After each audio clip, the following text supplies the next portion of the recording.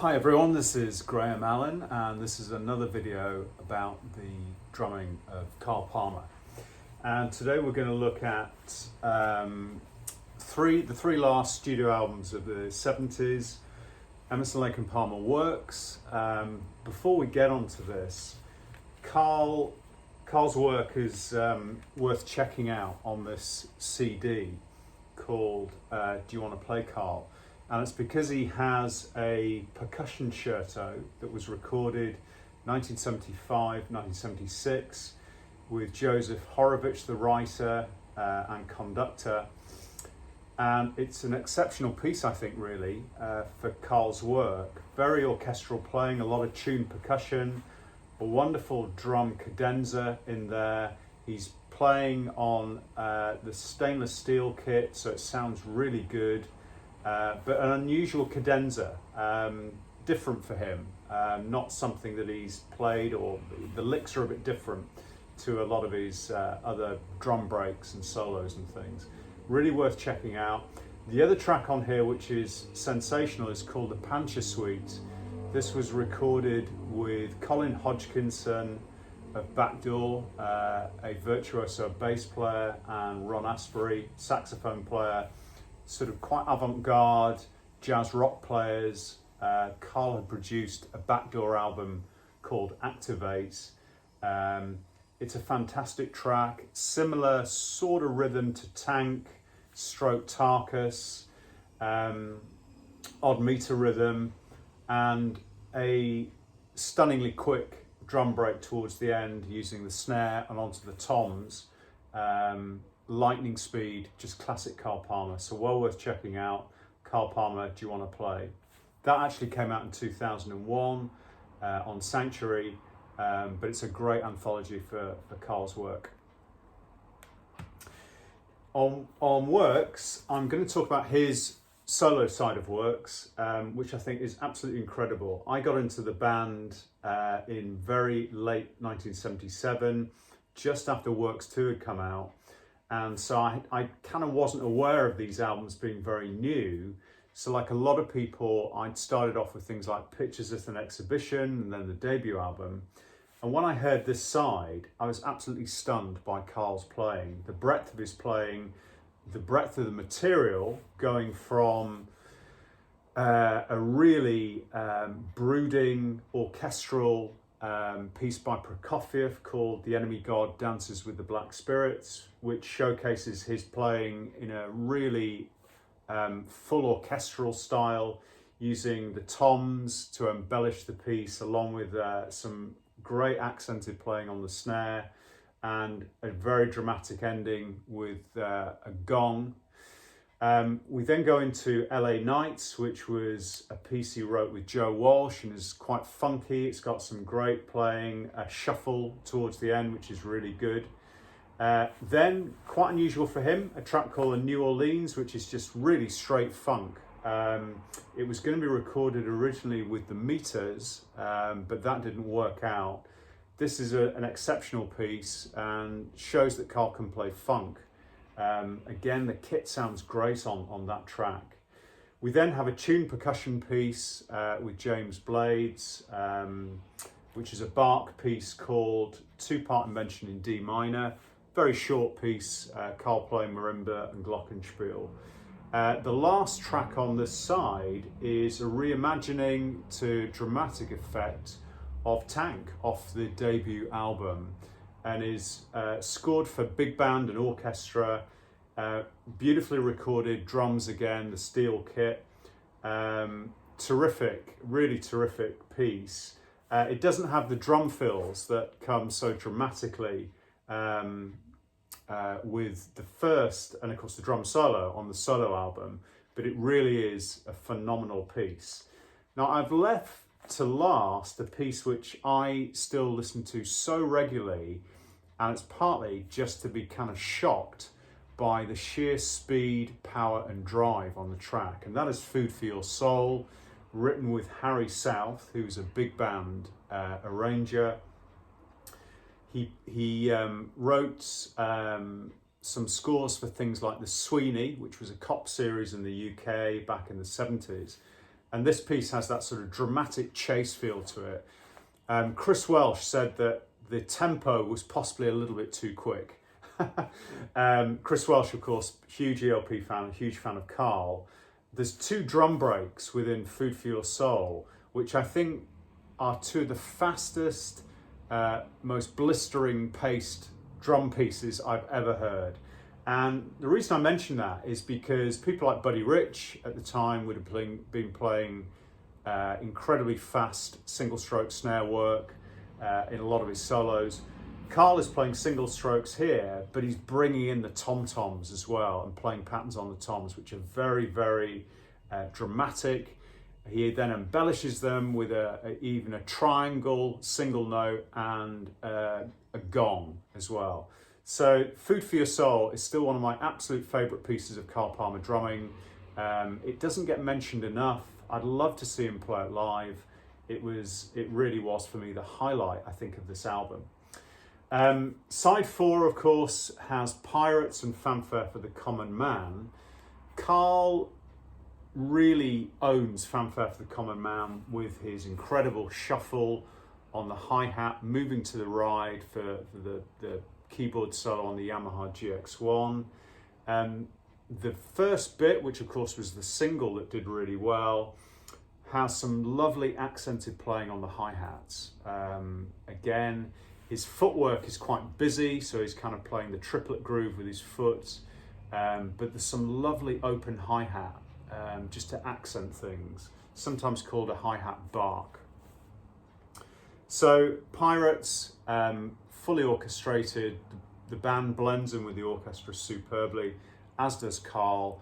I think some of his best playing, some of his best ensemble playing, some little different bits. There's a drum break, a sort of slightly funky drum break, which is really good. The start has this sort of offbeat accent that builds up. It's like a seafaring piece, and it builds that up dramatically as though you're going along on a ship on waves with his accents on the drums, building that up. And at one point, there's something he doesn't often do, which is play some double strokes round the kit. So he's got the large stainless steel kit, and he's playing double strokes between the snare and the toms, just again for dramatic effect really. Gives it this seafaring feel to it. So he's playing, I think, on the whole of this album, of course he's not on Greg Lake's side and Keith Emerson's side, but on his solo side, which I think is incredible, and with Pirates and Fanfare, just makes him still completely at the forefront of rock and progressive rock drumming. And of course he would be voted #1 drummer again in many polls around this time. So he's had this sort of break, although he's been working, and he's just come back with stellar playing. Works Volume 2, I'm just going to mention a couple of highlights really here. So Bullfrog, the track that is written again with Colin Hodgkinson and Ron Asbury, Zappa-esque piece, very experimental, really worth a listen. Great sounding drums on this. There's also a big band piece, Harry South again, close but not touching. A lot of focus on the snare, beautiful snare technique, very smooth, the large kit being brought into it. Great piece.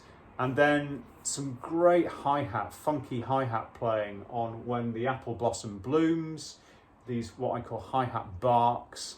The hi-hat is really well recorded on some of the tracks here on Works Volume 2 from these sessions. He's great on Tiger on the Spotlight as well. And one thing I do want to mention is the album ends up with Show Me the Way to Go Home, and Carl's just accompanying this sort of bluesy song that everyone knows, but he does it really, really well. He makes it really swing. I think it's great swing at the end of the album there. So fantastic playing. Now last up, I'm going to mention, this is the album that actually came out. It was the first album to be released pretty obviously from when I got into them. So I just missed Works Volume 2. So 1978, November, I was so excited to pick up Love Beach. I personally wasn't particularly disappointed. I thought it was really interesting. For me, Carl's stripped back playing is at its best on this album. So he's talked about cutting back on his playing. He talked about wearing the same jacket and then changing your jackets, and that he was playing in a more simplified way. But I think, although he goes on to Asia and plays in a more stripped back style, for me, his sort of groove time playing is at its best on this album, because he really nails the tracks. He's is more expansive on Memoirs of an Officer and a Gentleman, and there's even a John Bonham groove thrown in there, Letters from the Front, which is kind of When the Levee Breaks groove, but he plays it in a slightly different way. The snare sounds great on that, it really rings out. And so he's back to his more orchestral style, his busy style on Memoirs of an Officer and a Gentleman.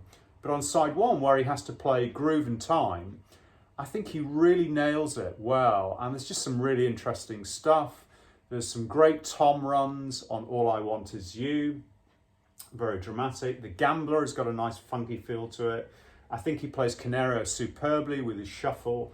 And I would say here, it's one of my favourite sounding drum albums of ELP, and he made quite a dramatic switch. He switched to the Gretsch wooden kit. This was the kit here. This is Modern Drummer from 1918. You can just see there, he's got 4 hanging toms, concert toms, 2 floor toms. He's actually got twin bass drums, and it's a Premier snare, but slightly reduced kit, but it sounds beautiful. It's a wood-shelled kit, very rich sound. I really like his playing on the Love Beach album. So just to say, I mentioned in the last video about sending off for things, and I used to get this through from Peisty, which is the profiles of international drummers, percussionists and musicians. And this was great because it had all the cymbal setups for well-known drummers. There's Carl there. This is a later edition and has his PM setup, which is a stainless steel kit with a cymbal configuration, and the picture from the PM photo sessions. Arbiters sent me through things like this. This was a Remo. This is an Acousticon kit. This is much later on, of course, from one we're talking about. But I also got some great information, like a lot of people, on the stainless steel kit from this, I think, fairly limited run magazine called Drums and Percussion. This is from 1974, and he talks in extensive detail about the drum kit, putting it all together. It's a great shot, that well-known publicity shot of the drum kit. So that was great for getting much more information about the actual stainless steel drum set. There's also a really good review in here of Welcome Back My Friends to the Show It Never Ends by Chris Welch. I'm going to read out a little section of that when I do the final video, which is coming up, which will be pictures of an exhibition, Welcome Back My Friends, and in concert. So just to summarise there, I think you've got a big break for a band of ELP stature, and of course it was in some ways seen as possibly a bit disastrous, really. It was such a long break, kind of 2.5 years. He could have sat on his laurels, really. He did some interesting things in the interim period. I mean, he played with Keith Emerson on Honky Tonk Train Blues on a TV special. But I think he came out, the work stuff is him at his absolute most majestic. The speed is not lost. He's fiery as ever. The kit sounds superb. He's rolled in a lot more sounds, so a lot more tuned percussion. He's experimented with that. He's gone off in a kind of orchestral direction as well, but been involved in that. He's not just played straight time with the orchestral tracks. He's orchestrated the drums. That was very unusual. Very few people were doing that. If people were playing along to orchestras and people who'd done it before, people like Deep Purple and of course The Nice, they tended to play kind of jazzy drums or time drums. I think Carl uniquely was an early orchestrator of the drum kit, and I think part of that was the multi-tom setup gave such different voicings. Terry Bozzio, of course, went on to do this with a solo drum set with a much more expanded kit even than Carl Palmer's. But Carl, I think, again, was a breakthrough player with regard to bringing in a fully orchestrated drum kit into the music, rather than either being in the trio setting, which of course he used fantastically, but kind of really embellishing the sound of the orchestra with the band with his drums. And I think he's kind of unique for that.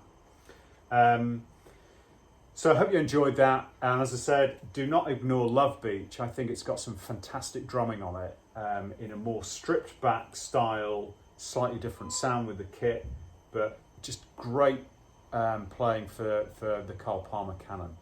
Thanks very much for watching, and see you for the final episode shortly.